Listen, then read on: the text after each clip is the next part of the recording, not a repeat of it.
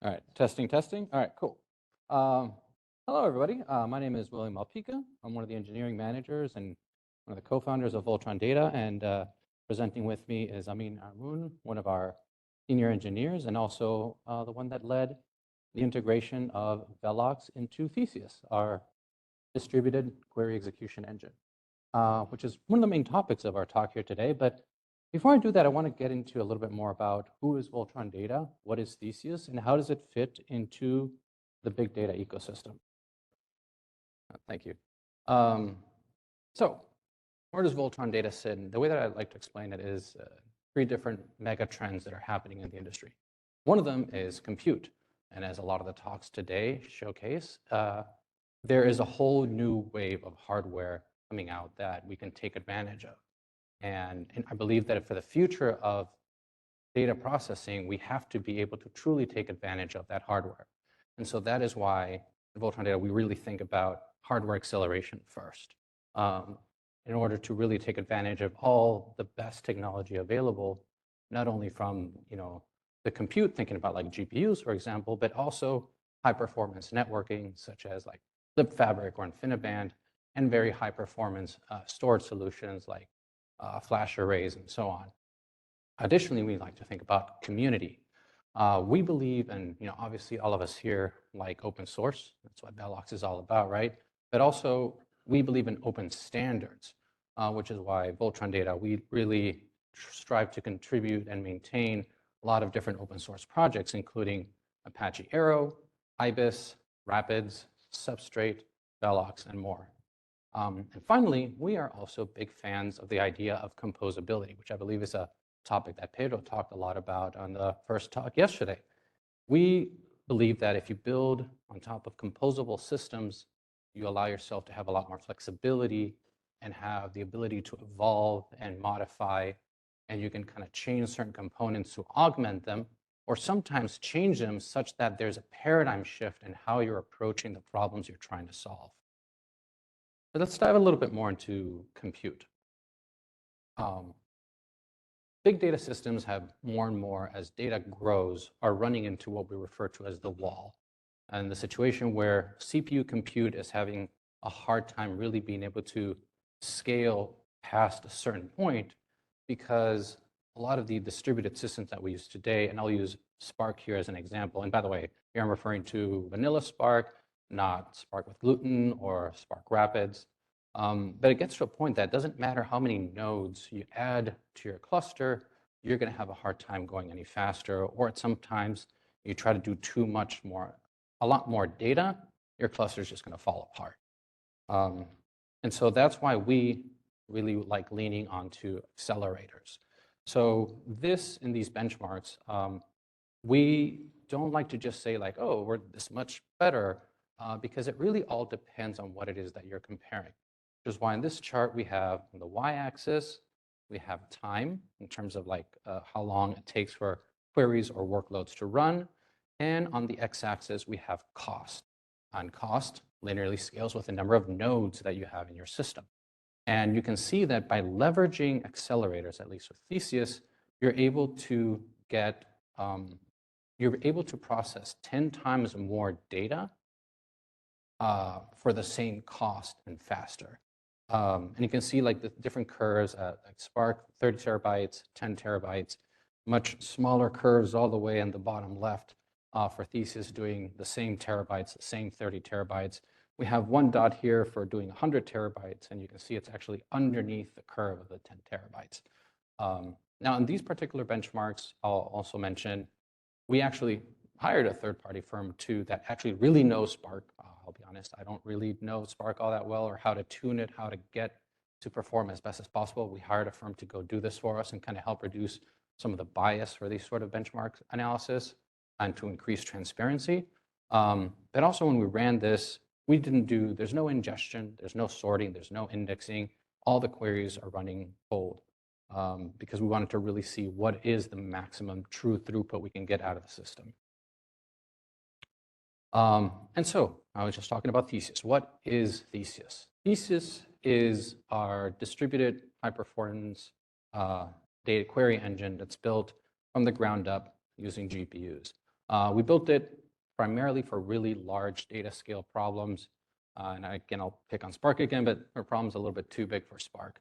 And we do it by efficiently also supporting spilling in and out of GPUs, because from the beginnings of like GPU-based data analytic systems, the concern has always been, the GPUs only have so much memory. So yes, we agree. That is why part of the key is being able to spill efficiently on and off to the GPU or even to disk.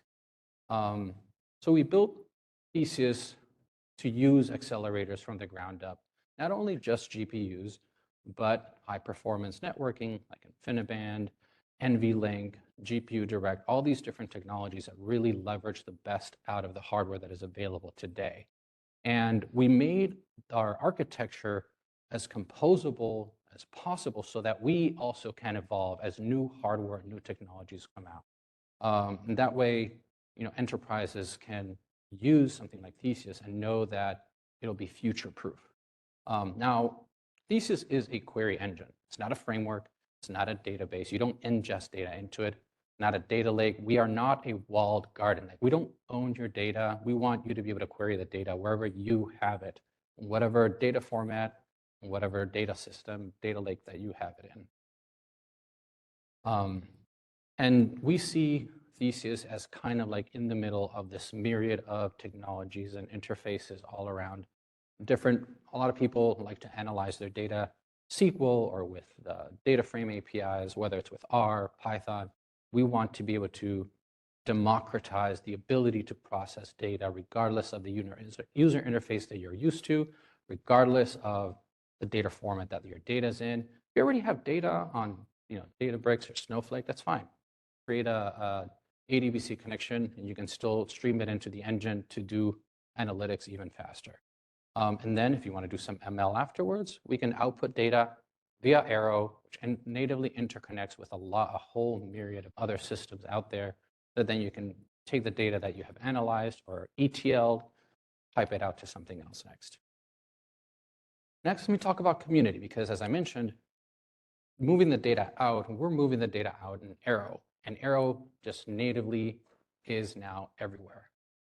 Inside of Thesis, all of our data is in an Arrow format, and on the GPU, it follows, I guess, a more Rapids libqdf format, which is effectively also Arrow, just on the GPU. And all the data results is also in Arrow. Why Arrow? Because it interoperates with almost everything. It's almost like the new lingua franca of data interfacing. And because of that, it is surging throughout the industry, and you can now see it with 80 million downloads monthly. Also, from our user interface perspective, our preferred user interface is IBIS. If you're not familiar with IBIS, IBIS is a Python library that allows you to interact with data with SQL and in Python, and you can use either SQL or like a data frames API to interact with your data. And IBIS also interconnects with up to 22 different data engine backends, including Spark, Presto, Starburst, Snowflake, Voltron Data. We even have some new streaming backends like for Flink. And for the folks here that really like Spark, like Pluton, Presto, Prestissimo, if you're not familiar with IBIS, I highly recommend you check it out. But the idea is that we don't want to lock anybody in. There are different use cases for every data analyst. Use the backend that suits your case best. And if you have struggles with scalability and speed, try out Theseus. We also interact with as many storage formats as possible, as I mentioned, Parquet, Avro, Org, CSV, Iceberg coming up next. Next, again, the topic of composability. We're big fans of building systems that give the most flexibility and power to the users with different user interfaces, which is one of the reasons why we also support Substrate, so that if you build a user interface that maybe doesn't give you SQL, but instead produces a query plan that we can represent in an open standard such as Substrate, we should be able to still consume it. Similarly, the connectivity with the data engine itself, we use ADBC, which we believe is the future more interoperable way to connect with data engine systems. ADBC, by the way, is the Arrow database connector. And finally, Arrow makes it easy to connect with any data storage. And so, again, this is kind of how we see the stack. This is how we see the composable data systems that give the most flexibility to the users and the easiest ability to evolve. And speaking of evolving, as I mentioned, Thesis, the compute backend that we primarily use on the GPU side, is based off of NVIDIA Rapids technology and libcuDF, for which we have contributed a lot in the past. But now we have recently added Velox as a compute backend so that you can run Theseus using CPUs. Now, why have we done this? Primarily, we wanted the ability, I mean, CPUs are everywhere. It's a lot easier to have and deploy infrastructure on CPUs because that's what most people use today. We want the ability for users to easily deploy Theseus on whatever infrastructure that they already have, test it out, see if they like it, and if they do, they can scale out and go faster once they deploy it onto some GPUs. Also, in this process of using Velox within Theseus, it allowed us to really break down our system assumptions and our architecture so that we could ensure that our own internal architecture is more composable and while maintaining performance, which allows our own internal architecture to evolve to adopt any new hardware technologies out there. I mean, I really enjoyed seeing the talk about NeuroBlade, and I'm like, maybe we'll do that next, but who knows? Also, we believe that at some point there's going to be users that have their own CPUs, their own user-defined functions that they already have brought with them that are already developed for CPUs. We wanted to make sure that we had a CPU-based backend that they can bring, that they could connect that to. And finally, having not only the CPUs, I mean, these are very powerful servers that you're going to be running your data. We want to leverage all of the hardware and allow even for the opportunity of hybrid compute where you might have some of these operations running on the CPU. Next, I want to cede here to Amin that'll talk about how we integrated Velox into Theseus. All right, can you guys hear me? All right, so hi everyone, I'm Amin, staff software engineer at Voltron Data. And first, I'm going to talk about how Theseus works, right? With whether GPU or CPU. Assume that we have a very simple SQL query, and we pass that SQL query to our SQL parser, and then we have a planner that uses CalSci to optimize the plans. And once the plans are optimized, then we actually get a query graph from our planner. And then the engine actually consumes this query graph, and it produces a physical plan with basically batch processing pipelines. So for example, for this very simple query, you can see there's 5 pipelines. And then we have these tiered cache systems in between these pipelines that basically are in charge of exchanging data between these pipelines, right? And Theseus as well has memory management systems. It knows how to spill data into memory to free up memory for the current running tasks. So, and we have a lot of this infrastructure. And the question is, how do we want to integrate Velox into Theseus? Because Velox also brings a lot of these memory management tools that already exist in Theseus. So for our GPU backend, we use libcuDF, and in our batch processing pipelines, we have this SQL-like operators that basically every operator is responsible for doing something like project, join, or aggregation. And within the pipelines, we pass QDF tables between different operators.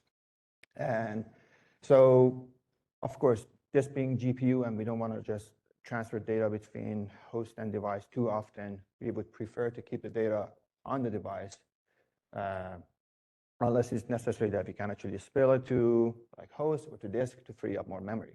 So, and then there's a QDF executor that basically is very similar to Velox executor, is in charge of popping this task, executing them, as well as creating compute resource and basically managing the GPU memory for each task. So similarly, at the time that we decided to integrate Velox to TCS, we basically opted into take a similar approach with Velox. So basically, we have these TCS operators, and we use like Velox to implement these operators for our CPU backend. And this implementation has some advantages. Like for example, at the time that we started working with Velox, like there was no nested loop join operator in Velox. We were able to like substitute that with a libcuDF alternative in our CPU pipelines. Or like in the future, we can have like hybrid execution. If a part of the pipeline performs faster on CPUs, we can run it on CPUs, and then we can dispatch the rest of the work on GPUs. And we subsequently created a Velox executor, which is basically in charge of memory management and also creating compute resources for these Velox tasks. And next, I want to show you some benchmarks. So these are from TPCH 1 terabyte. We get these benchmarks nightly, so it's mostly for stability, and also we want to make sure that we don't have any regression in performance. But I have to mention that this benchmarks, like we really didn't tune the engine for highest performance with Velox. We just changed one configuration from backend cuDF to Velox to get this. And also the other thing that I want to mention is that like we run this test on hardware that are designed for high performance GPU compute, right? Every node, we have 3 nodes. Every node has 8 NVIDIA A100 GPUs, and we have like 4 Xeon CPUs with 160 cores for every node. But you can see that for like TPCH 1 terabyte, cuDF is almost 13 times, between 12 to 13 times faster than the Velox implementation. But in the next slide, I want to show you the TPCH 10 terabytes, and you can see that we are only able to run 8 of the TPCH queries at the time. Like our Velox backend is still in work in progress, and we are still putting a lot of resources into it and optimizing it. So one of the reasons that we know we are not able to get some of these queries running is because like our memory management is not hooked into Velox's memory arbitration, but we have already work that is basically we are going to leverage Velox's memory management to better manage like memory when we have like larger workloads.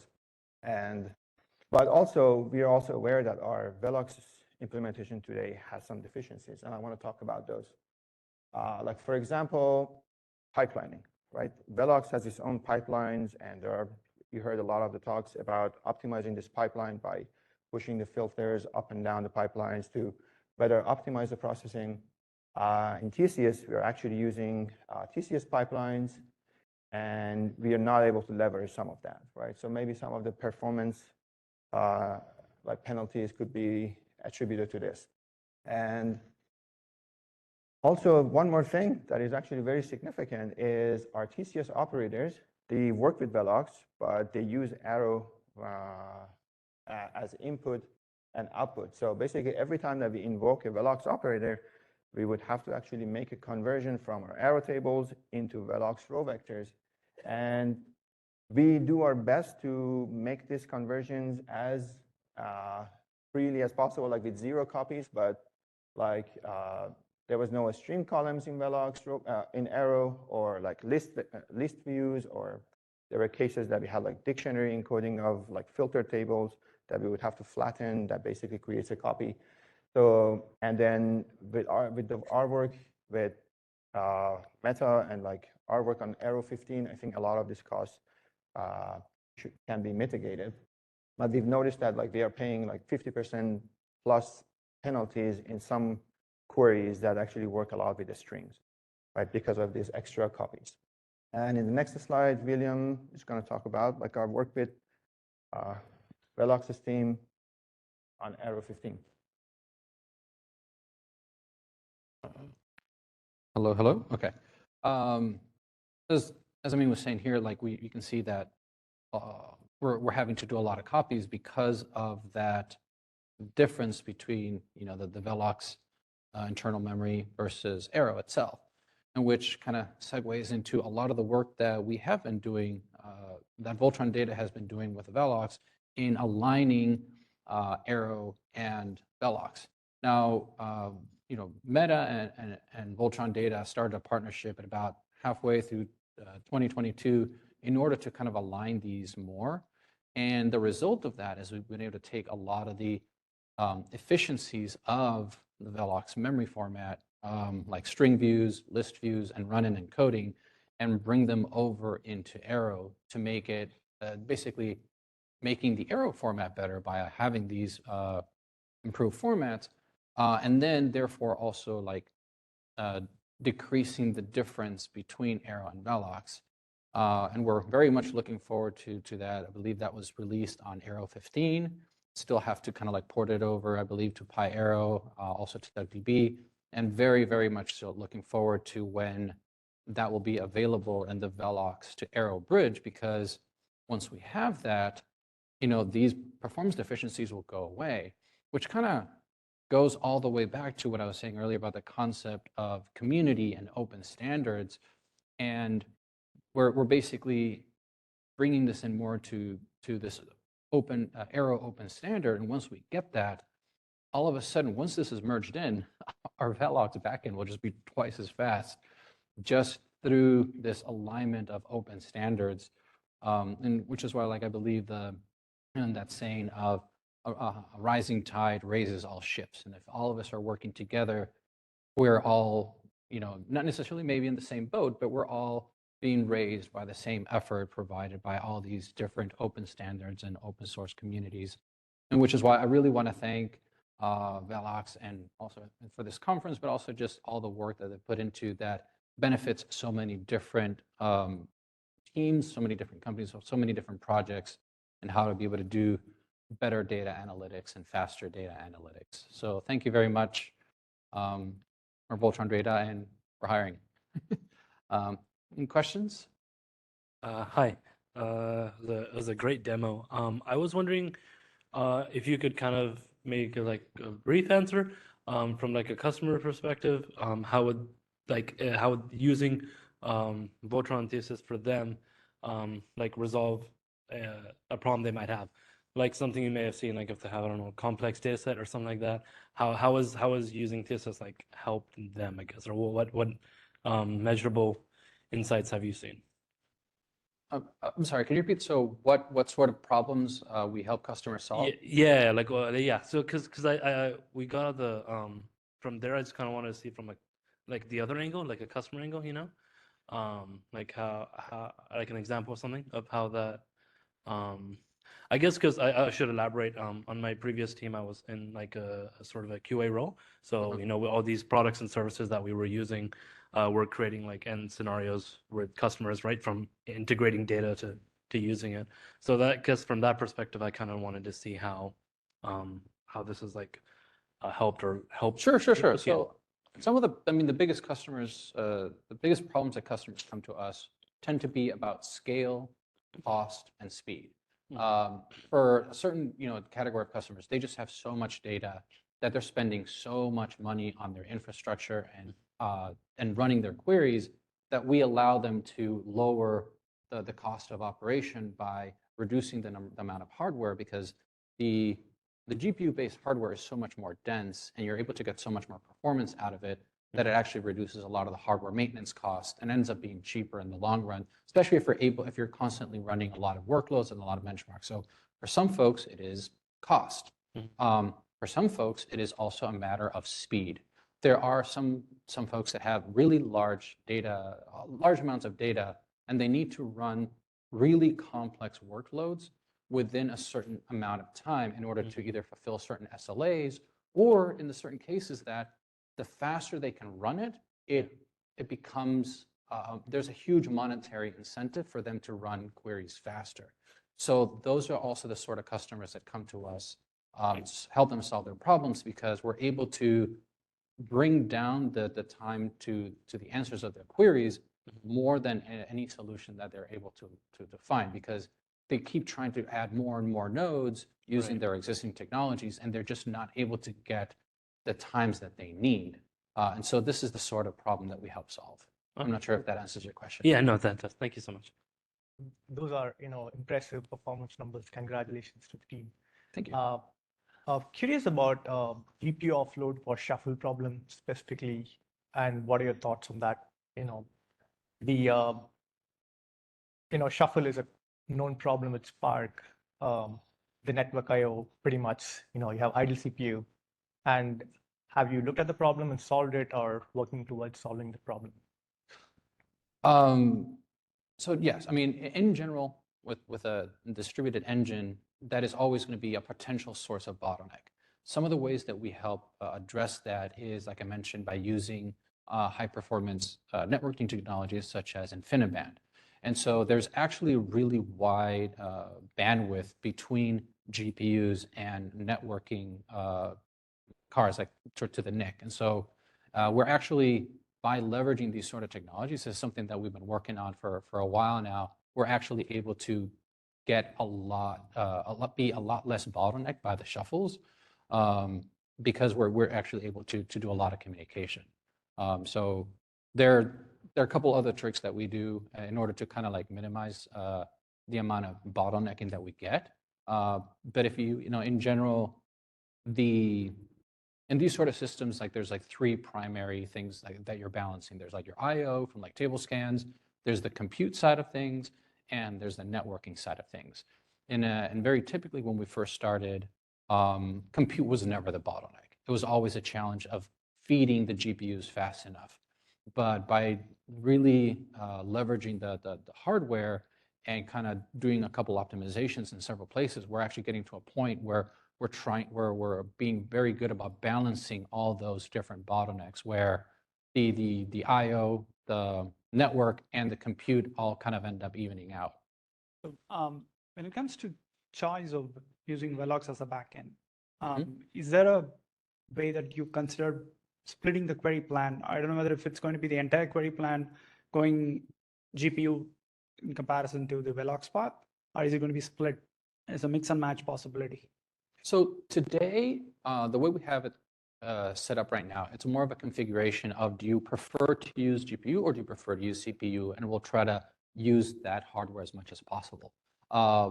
We do have plans in the future to be able to send certain workloads to different backends in a more optimal fashion, but we just haven't gone there yet. But I was more interested let's talk about in a query plan that you get, right? Can the query plan be split where you kind of have only certain operators or functions run through the Velox backend and the other ones using GPU? Is that model even, have you looked at it, and what's your take on it? I mean, yes, it is possible. So in order to do that, basically, you have to have the query optimizer be aware of the difference in costs from one to the other. But it's a little bit more complex than that, because for every unit of work that you send to one versus another, then you're effectively theoretically freeing up work on one versus the other. And so there's always going to be of a balancing act, and which really makes it a fairly challenging problem in terms of like, how do you do that cost-based optimization where you are varying that to different things. And so it is a problem that we've thought about.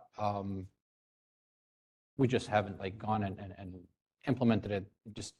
And ultimately, as all software engineering, there's always a matter of priorities. We just haven't gone to needing to tackle that just yet.